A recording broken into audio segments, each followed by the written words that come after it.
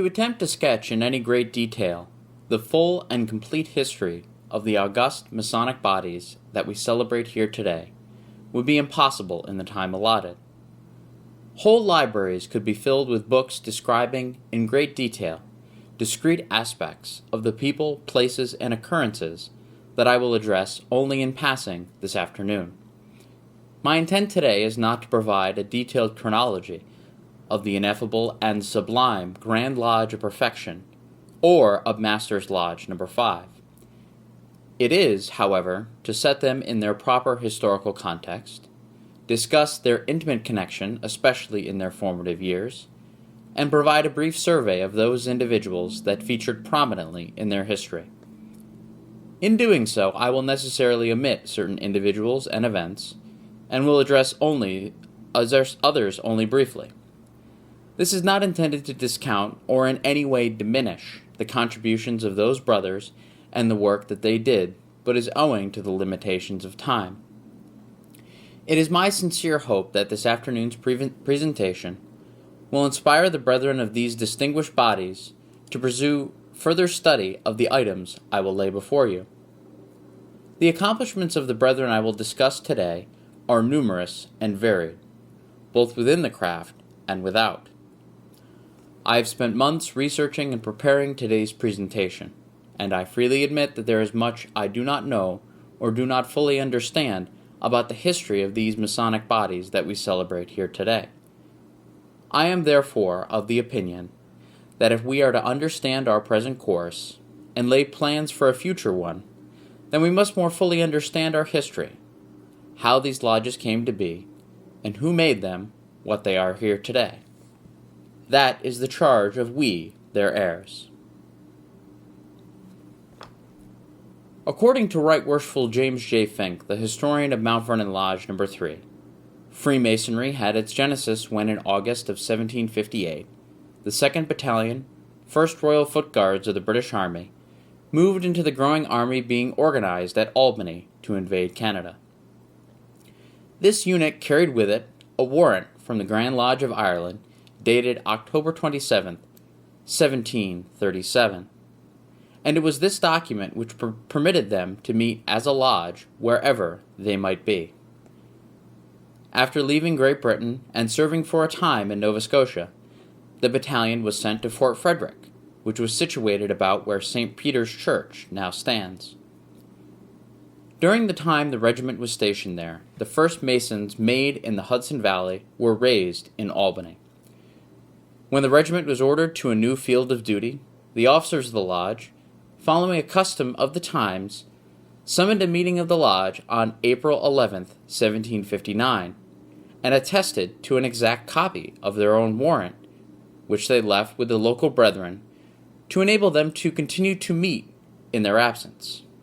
In 1765, these brothers applied to the provincial Grand Master George Harrison for a warrant, and were issued one bearing the name of Union Lodge No. 1, dated February 21, 1765, with Brother Richard Cartwright listed as Worshipful Master. While it is not conclusively known that Union Lodge or Lodge No. 74 met at the tavern of Brother Richard Cartwright, it is entirely likely, as his tavern was in regular use by Master's Lodge between 1768 and 1774, according to the minutes from that period. Thus, over a 10-year period between 1758 and 1768, Freemasonry developed and grew. At much the same time, and halfway around the world, a little-known wine merchant in France was being authorized to establish perfect and sublime masonry in all parts of the world. This man was none other than Stephen Marin. Stephen Marin was a wine merchant from Bordeaux, France, but his contributions to the spread of perfect and sublime masonry is what he is most well known for, and not his distribution of fermented grapes. According to Brother Esperant Morris, Brother Marin received a patent from the Grand Lodge of France that allowed him to deputize others and permit them to assist him in his work of spreading perfect and sublime masonry.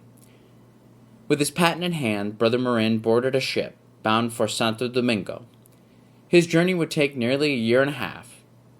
Upon his arrival in January of 1763, he became acquainted with a Dutch merchant by the name of Henry Andrew Franken.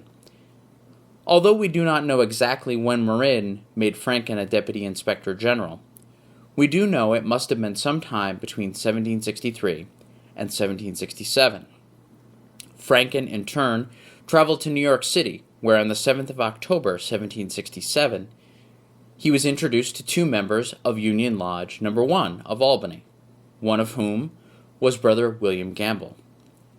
At this meeting, Brother Franken conferred upon Brother Gamble the 4th through the 14th degrees, and a week later, the degrees of the Knight of the East and Prince of Jerusalem.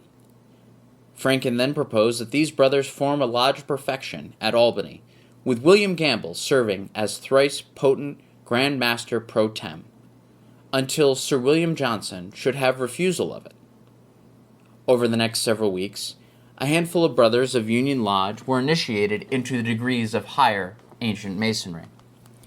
On the 20th of December, 1767, the Ineffable and Sublime Grand Lodge of Perfection at Albany met informally for the first time.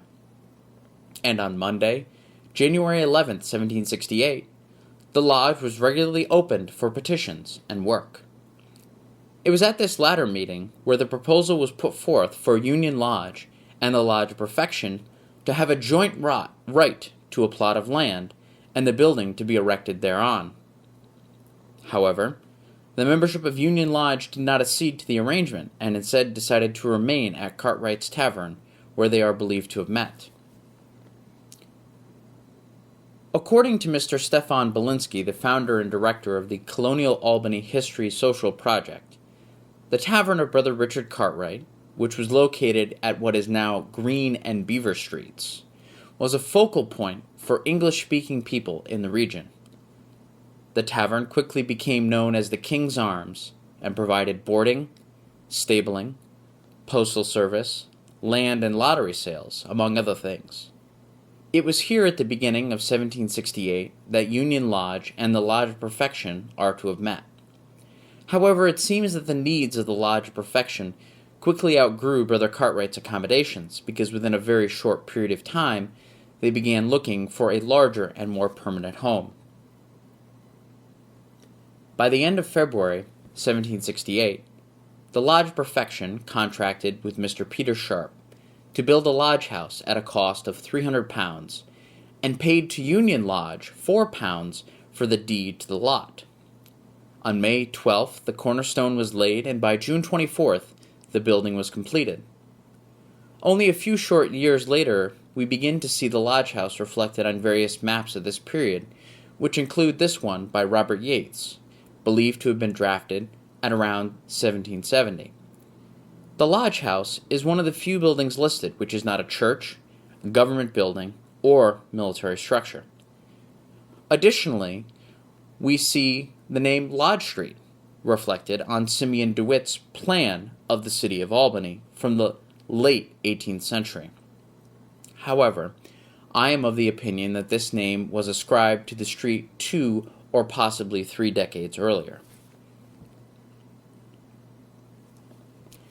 A review of the minutes of the Lodge of Perfection from 1767 to 1774 indicate that the lodge was, for the most part, engaged in the regular business of a Masonic body. They received petitions, conferred degrees, paid bills, and observed the festivals of St. John the Baptist and St. John the Evangelist. Of special note are these latter events, which involve the convening of the lodge early in the morning. Then, the lodge would often process in Masonic form from the lodge house to the King's Arms or a similar establishment where they would dine. They would then return to the lodge and sometimes confer one or more degrees and then close. Here's an excerpt of one such observance from June 24th, 1768. Went in procession to church, where an excellent discourse was preached by Reverend Mr. Monroe, and from thence to Brother Cartwright's, where the body dined, and proceeded from thence to the lodge, and closed. Note that Reverend Monroe, referenced above, was the rector of St. Peter's Anglican Church. Another item of note are the expenses of the lodge, which indicate that the degrees conferred by this body were much more elaborate than those conferred in the Blue Lodge. As such, they would have required a bit more storage space than Brother Cartwright could have provided. This could have been one of the reasons why the Lodge Perfection settled upon having its own building and proceeded to construct one, as was previously mentioned. The last item of note concerns the constitutions and bylaws which were provided by Franken and are quite detailed when compared against the Union Lodge bylaws of 1773. These governing documents set down in great detail the costs associated with various degrees and set limits on how quickly a brother could progress through them. It also included detailed rules governing a brother's behavior, both within the lodge and without. The membership of the body was capped at 27. This more regimented structure of governance, while providing order and stability for the lodge in its formative years, was not without its detractors, Brother William Gamble being among the most prominent. Brother William Gamble lived in Albany during the 1760s and 1770s, and is believed to have been an associate of and agent for Sir William Johnson. Little else is known about him save his profession, some land transactions, and his alleged loyalties to the British Crown. Brother Gamble, who was the first thrice potent master of the Ineffable and Sublime Grand Lodge Perfection of Albany, New York, was a civil engineer and designer by occupation, and from his hand came many artistic drawings, among the most interesting and valuable to us being pen sketches of the tracing boards of several degrees. These sketches, photographs of which, taken from the originals, are part of this history, were made by him in 1769 and bear his imprint. This work shows Brother Gamble to have been a deep Masonic student, as it must have required a full understanding of each degree to illustrate by pen the true meaning of the ancient work. Brother Gamble is just one of several examples we find among the membership of the Lodge of Perfection, who would distinguish themselves both within the craft and without. Another such brother of note is Dr. Samuel Stringer. Brother Stringer was a physician by occupation, and although he originally hailed from Annapolis, Maryland, he made Albany his home in the late 1750s, until his demise in 1817. While living in Albany, he became a prominent member of St. Peter's Anglican Church, and during the American Revolution, he served as the head of the Continental Medical Corps in the North, which had its headquarters at the hospital in Albany. Samuel Stringer, who was the first Deputy Inspector General appointed from the Albany jurisdiction, and who served as thrice potent Grand Master of the Ineffable Lodge for many years, was the great-grandfather of the wife of illustrious James Eyck, 33rd of Albany, past Grand Master of Masons in the state of New York, 1892. Brother Stringer would serve as the second worshipful master of Master's Lodge, and the thrice potent Grand Master of the Lodge Perfection from 1769 until the end of 1774, when the records of the body cease. The minutes of the Ineffable Lodge end with the meeting of December 5th, 1774, when the lodge closed till this night, fortnight. But the lodge met for some years thereafter. For some unknown reason, the lodge suspended labor and was revived in 1820 or 21 by Brother Giles Fonda Yates. Giles Fonda Yates was initiated into Morton Lodge No. 87 in Schenectady on October 23, 1820, receiving the Fellowcraft and Master Mason degrees on October 27, 1820. This was the second Masonic Lodge to be formed in Schenectady. He affiliated with St. George's Lodge No. 6 on December 27, 1824. This was at the height of the Morgan era, and it was through his efforts that Freemasonry in Schenectady was able to weather the storm. He was worshipful master of the lodge in 1826 and 27, and again in 1844 and 45. In lieu of attempting to trace the efforts of Brother Yates in reviving the Lodge of Perfection, I will instead let him do it. The following excerpt comes from remarks given by Brother Yates upon his retirement as Sovereign Grand Commander of the Northern Masonic Jurisdiction, Ancient and Accepted Scottish-Rite, a term which lasted all of 10 days, the shortest term of any Grand Commander in the jurisdiction's 200-year history. In them, he stated, I turned my attention to the history of the Sublime degrees very soon after my initiation as a Mason. My intercourse in 1822 with several old Masons in the city of Albany led to the discovery that an Ineffable Lodge of Perfection had been established in that ancient city on the 20th of December, 1767.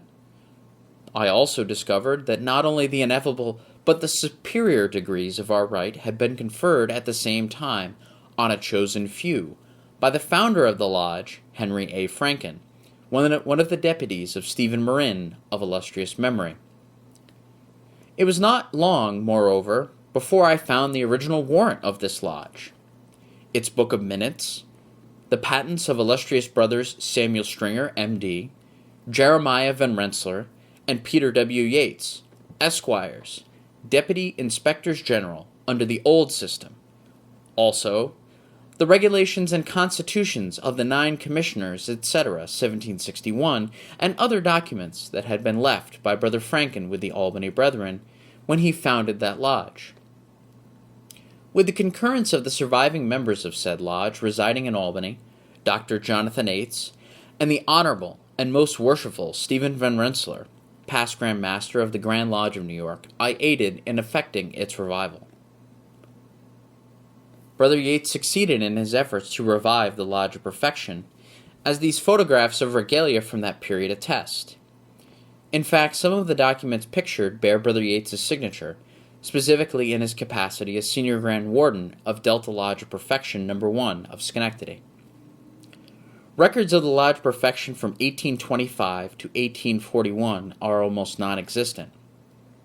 However, we do know a little about where they met, and when, thanks to research done by Right Worshipful James J. Fink. Much of the information which follows is excerpted from a paper which he presented at the American Lodge of Research, entitled Albany Masonic Meeting Places, 1750s to the Present. From this work, as well as letters in the collection of the Chancellor Robert R. Livingston Masonic Library, and the records of Master's Lodge, we know the following. Beginning in 1841, the Lodge of Perfection began meeting regularly at Stanwix Hall in Albany. Why they did not return to the Albany Lodge House is not readily apparent. It is not, however, surprising that the Lodge of Perfection would choose Stanwix Hall, as it was the meeting place of Temple Lodge No. 14 and Temple Chapter No. 5, Royal Arch Masons. One possible reason for their choosing Stanwix Hall is that their original meeting place might not have been available. Upon close examination of letters and records of Master's Lodge from this period, we find the lodge meeting infrequently and had the appearance of being under financial strain. It appears that the situation was so bad that the lodge leased the building on Lodge Street from 1828 to 1840. The records of those Scottish-Rite bodies meeting in Albany between 1841 and 1871 are limited, if they exist at all. The fact is, many of the early records of the council, chapter, and consistory are preceded by a note indicating that the earlier records could not be found. It is only by the 1870s do we begin to see consistent, regular communications, and the minutes, ledgers, and other materials that accompany them. There is, however, one unique exception. Those records belonging to a little-known Scottish-Rite body in Albany called the DeWitt Clinton Grand Lodge of Perfection. The DeWitt Clinton Grand Lodge of Perfection was chartered by one of 2 competing Supreme Councils which eventually merged into the modern-day Supreme Council Northern Masonic Jurisdiction. This merger is referred to within the Scottish-Rite as the Union of 1867.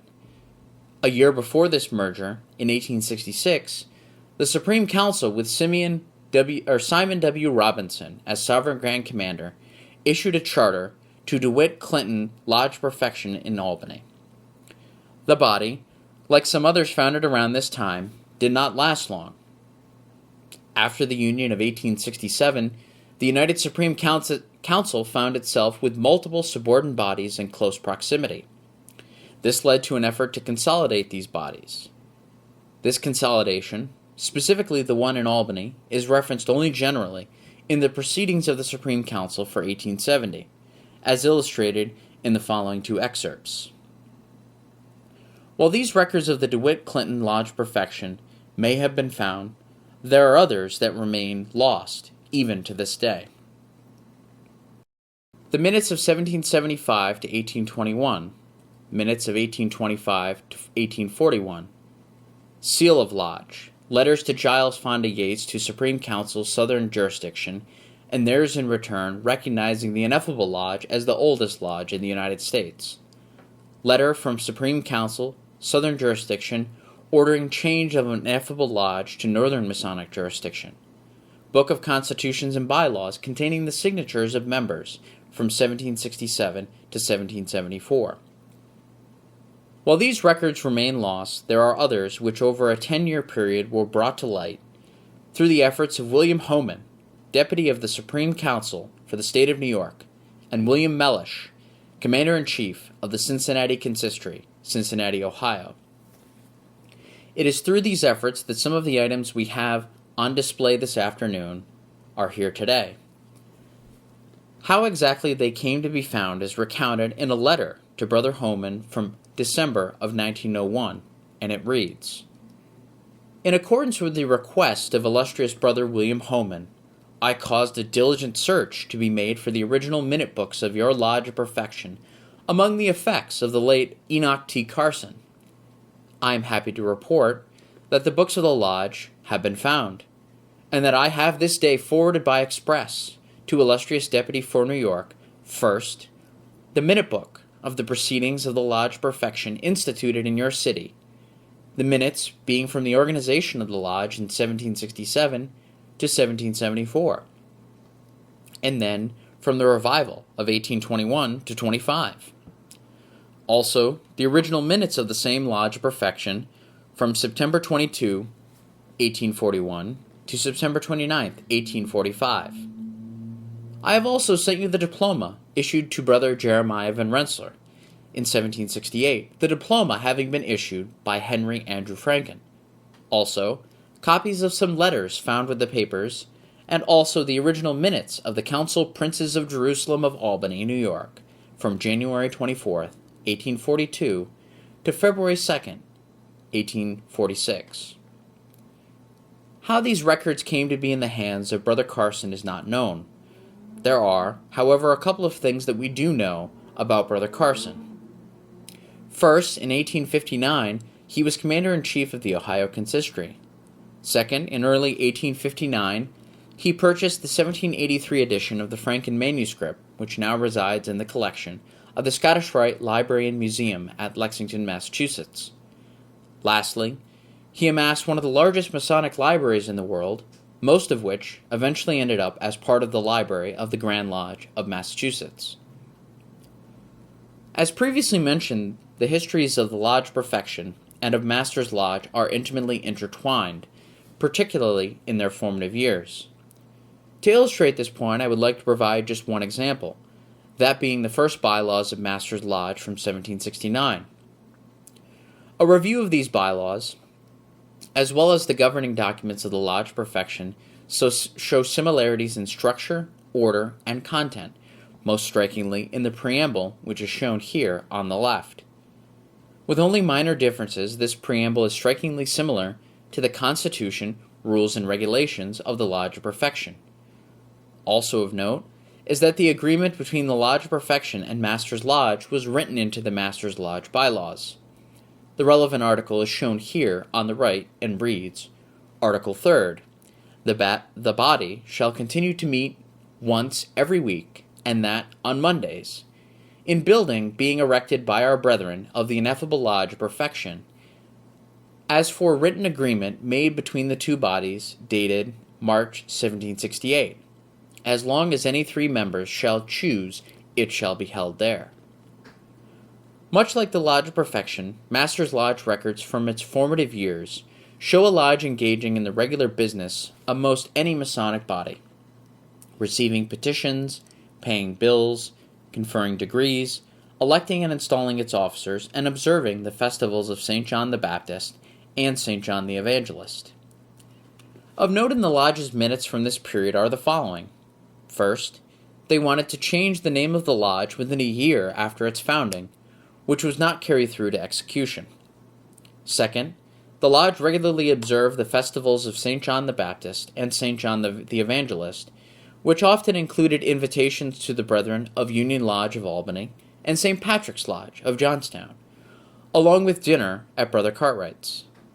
Lastly, we see the way that the lodge interacted with their community and with other lodges, specifically those in Albany, Johnstown, Poughkeepsie, and Kinderhook during this period. The records of the lodge show that they continued to meet throughout the Revolutionary War, albeit not as regularly as during the previous years for obvious reasons. This brings us to two noteworthy occurrences, both of which took place almost contemporaneously. First, the gifting of a certain sword, and the second, a mysterious alleged abduction. On one of Albany's oldest streets sits the longest continuously owned Masonic property in the world. And it's on this property where a lot of connections have been made over the past 250 years, from the working class to U.S. presidents and everyone in between. One of the really interesting connections we have actually relates to a former governor of the state of New York, the sixth governor, Governor DeWitt Clinton. Clinton was one of the more prominent Masons of the early 19th century, even serving as the Grand Master of the Grand Lodge of the state of New York. But that wasn't all. He was Grand Master of the Grand Lodge of the state of New York. He was Grand High Priest of the Grand Chapter of the state of New York, Grand Master of the Grand Encampment of Knights Templar of the United States of America, and General Grand High Priest of the General Grand Chapter of Royal Arch Masons of the United States of America. DeWitt Clinton was about as grand as you could get. So it made sense that he would gift Albany's Master's Lodge number 5 something special. He gave them a sword, but not just any sword. Governor DeWitt Clinton gave a French rapier, which he received from General Lafayette. Wow, look at this. General Marquis de Lafayette was one of the Revolutionary War's heroes, close friend to George Washington, and world traveler. The sword would also be known for doing a bit of traveling of its own. Sometime between 1847 and 1850, an artist by the name of William T. Carleton took it with him when he moved from Albany to Boston. In 1885, Governor Clinton's sword made the trip back home to Albany, only to be, you guessed it, within a year afterwards, was lost again. It took another 25 years and the help of one of Albany's most illustrious Masonic members to make sure the sword never walked off again. Since it was recovered by Most Worshipful James Eyck, it's resided in this building under lock and key for a period of over 100 years. This proved to be one of Eyck's last of many good deeds. He died suddenly just weeks after having the former governor's sword reinterred at the lodge, and it's been kept safe and sound ever since. With the Albany Archives, I'm Matt Millett for Spectrum News.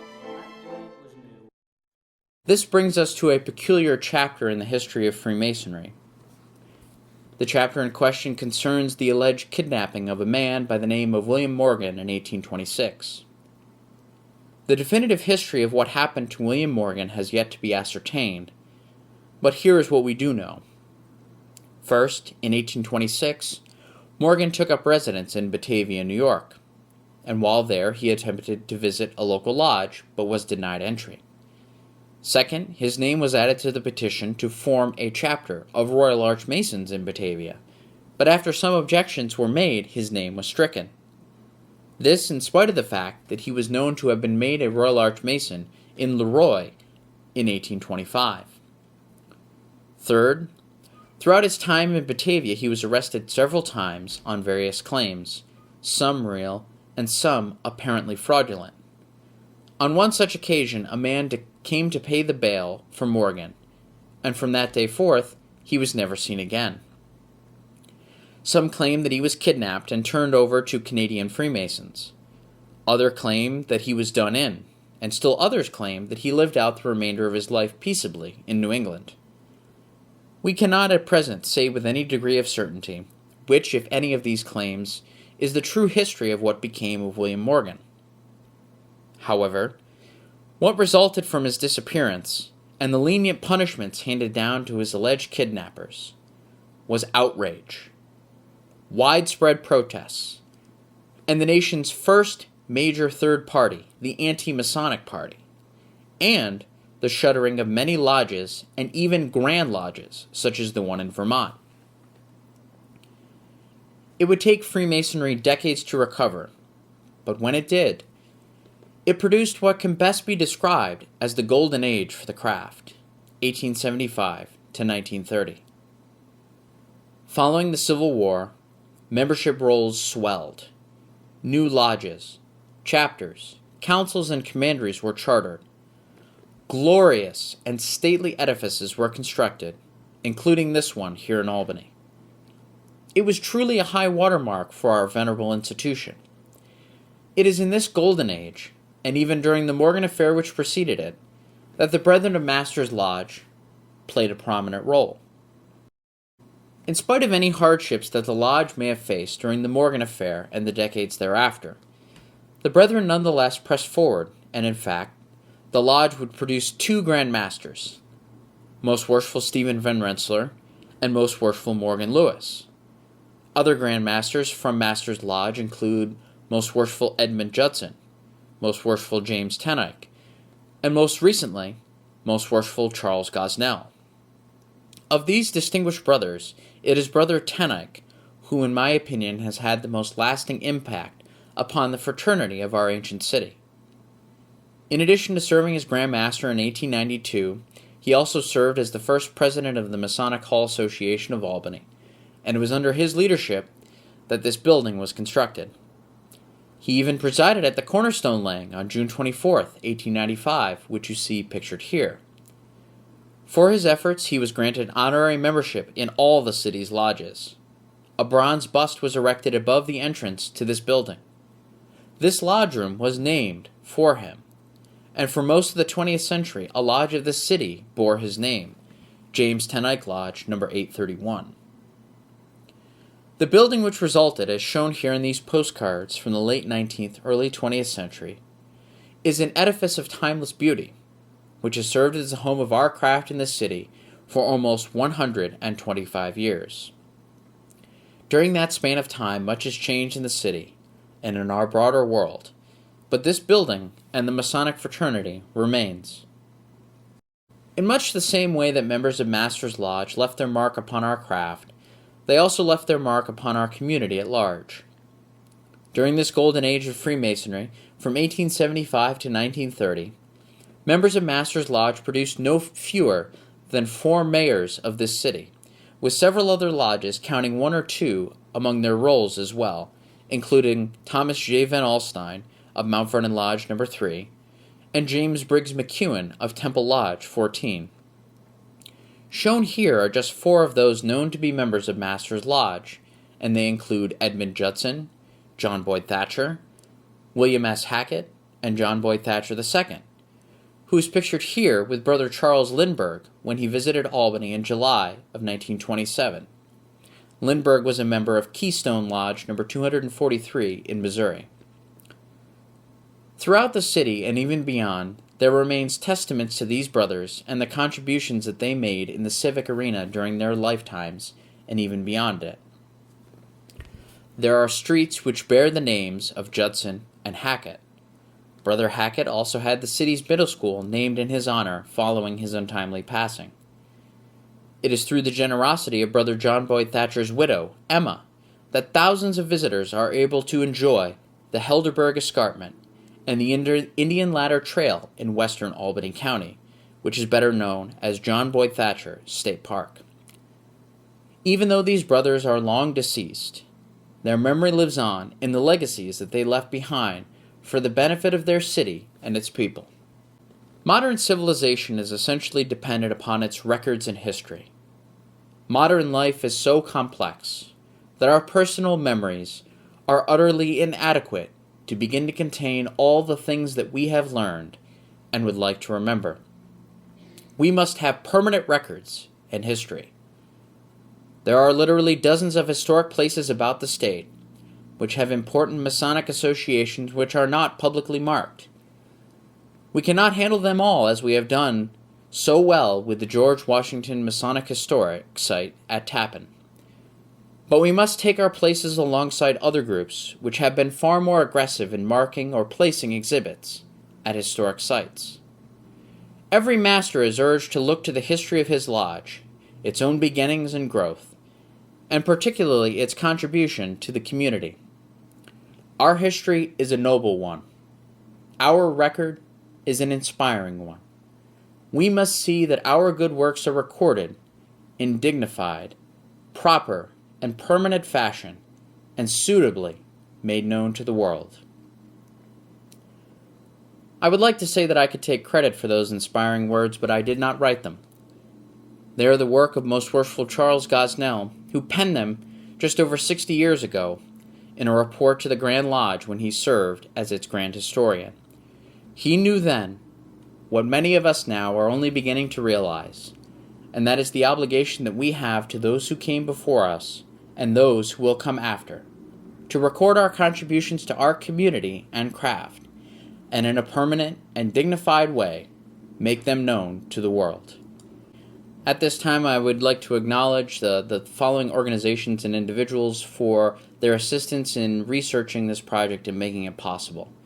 The Grand Lodge of Free and Accepted Masons of the State of New York, Right Worshipful Richard Bateman, Acting Grand Secretary, Chancellor Robert R. Livingston Masonic Library, the New York State Library, Sean Purcell, Librarian, the Scottish-Rite Masonic Museum and Library, Jeff Croteau, Director of Library and Archives, the Masonic Hall Association of Albany, Right Worshipful Peter Kermani, President, the Worshipful Master Wardens, Trustees and Brethren of Masters Lodge No. 5, F&AM, Worshipful Pablo Rivera, Worshipful Master, the Presiding Officers, Trustees and Brethren of the Valley of Albany, Ancient Accepted Scottish-Rite, Northern Masonic Jurisdiction, John Scott, 33rd Valley Secretary, Ineffable and Sublime Grand Lodge Perfection, Charles W. Therian, Jr., 32nd, Thrice Potent Master, Grand Council of Princes of Jerusalem, Ed Kaczynski, 32nd, Sovereign Prince, Albany Sovereign Chapter of Rose Croix, Richard Ryther, 32nd, Most Wise Master,